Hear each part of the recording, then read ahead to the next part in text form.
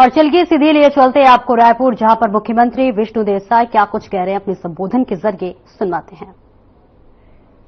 नरेंद्र मोदी जिंदाबाद, जेपी नड्डा जिंदाबाद,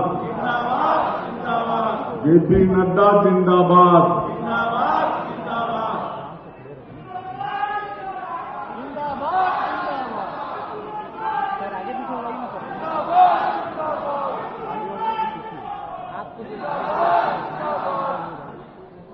आज विधानसभा और लोकसभा चुनाव में ऐतिहासिक विजय प्राप्त करने के बाद आज के इस बृहद प्रदेश कार्य समिति की बैठक में हम लोगों के बीच मंच में विराजमान हमारे प्रदेश के यशस्वी अध्यक्ष, जगदलपुर के विधायक माननीय किरण सिंह देव जी,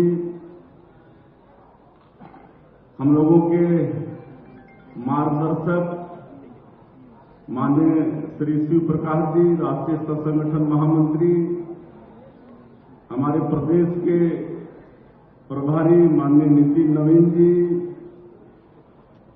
क्षेत्रीय संगठन महामंत्री माननीय अजय जामवाल जी, मंच में विराजमान सुश्री सरोज पांडे जी, राष्ट्रीय उपाध्यक्ष, सुश्री लता उसेंडी जी, राष्ट्रीय उपाध्यक्ष, हमारे प्रदेश के संगठन के महामंत्री माननीय पवन साई जी,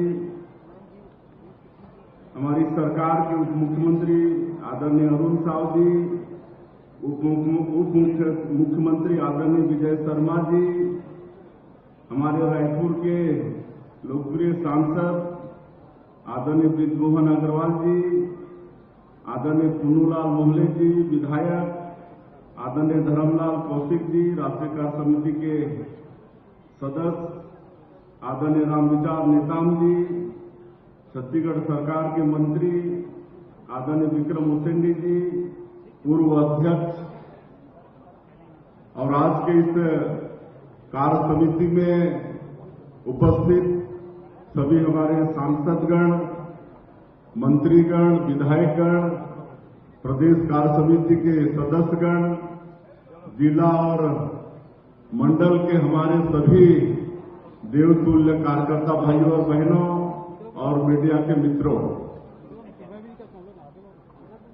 आज की इस कार्य समिति में आप सभी लोगों का मैं हृदय से अभिनंदन करता हूं, हृदय से आप सभी लोगों का स्वागत करता हूं।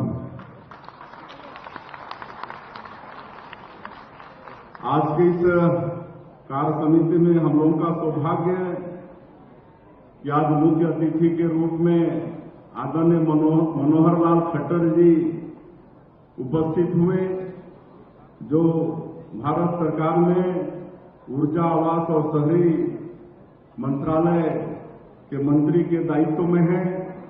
उनका उद्बोधन हम सब लोगों को मिला और आज सवेरे उन्होंने ऊर्जा और आवास शहरी विभाग का समीक्षा बैठक भी किया और उन्होंने आश्वस्त किया है कि छत्तीसगढ़ के विकास के लिए उनका मंत्रालय लगातार सहयोग करेगा।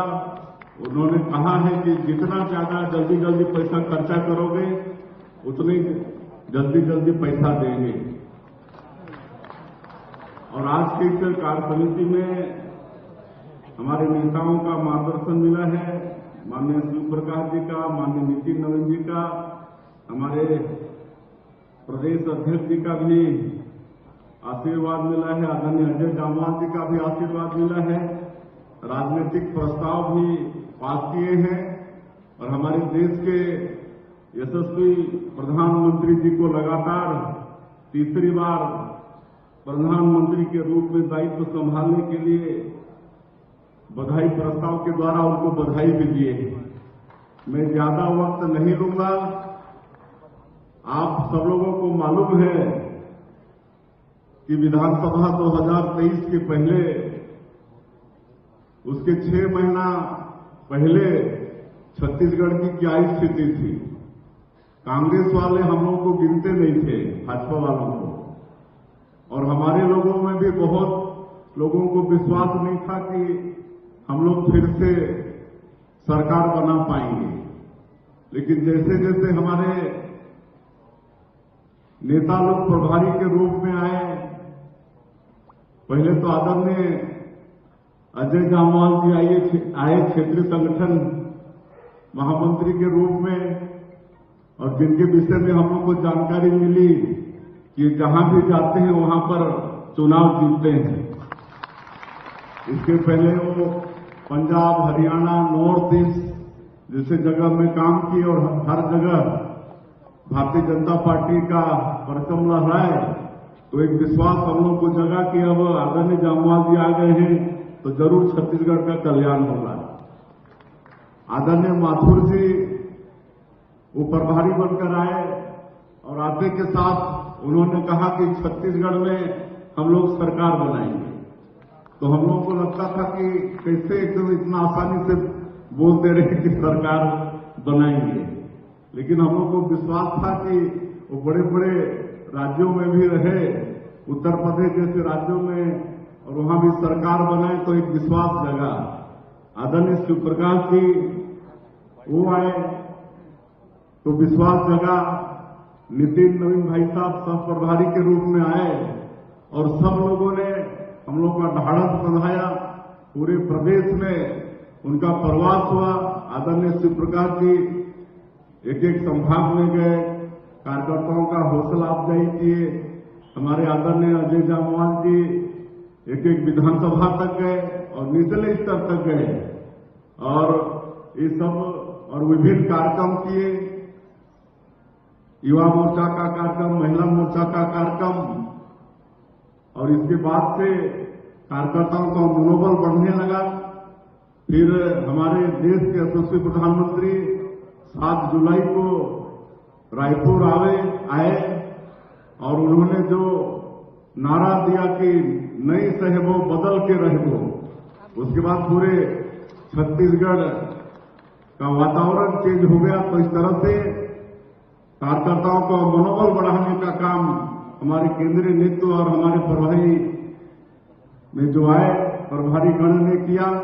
मैं चाहूंगा कि आप सब लोग उनके लिए एक बार जोरदार ताली बजाएंगे। लेकिन अगर दोनों चुनाव में हम लोग सफलता हासिल कर पाए तो बाकी हमारे बड़े नेता तो हम लोग का मनोबल बढ़ाए, वातावरण बनाए, लेकिन निचले स्तर में, बूथ में, मंडल में, एक एक गांव में जाने का काम तो आप सब लोग किए।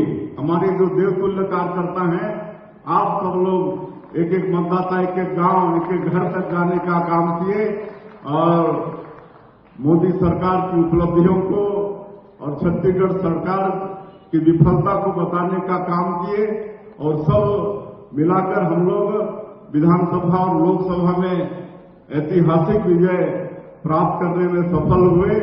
इसके लिए आप सब लोग एक बार ताली बजाइए।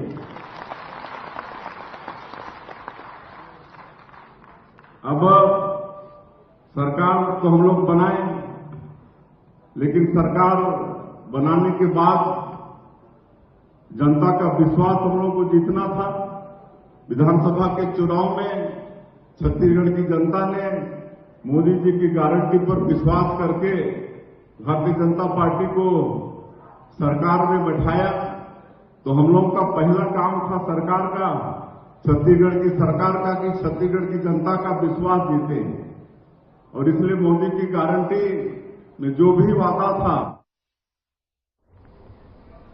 तो आप सुन रहे थे मुख्यमंत्री विष्णुदेव साय को। फिलहाल इस बुलेटिन में इतना ही। खबरों का सिलसिला आगे भी जारी रहेगा। इजाजत दीजिए, नमस्कार।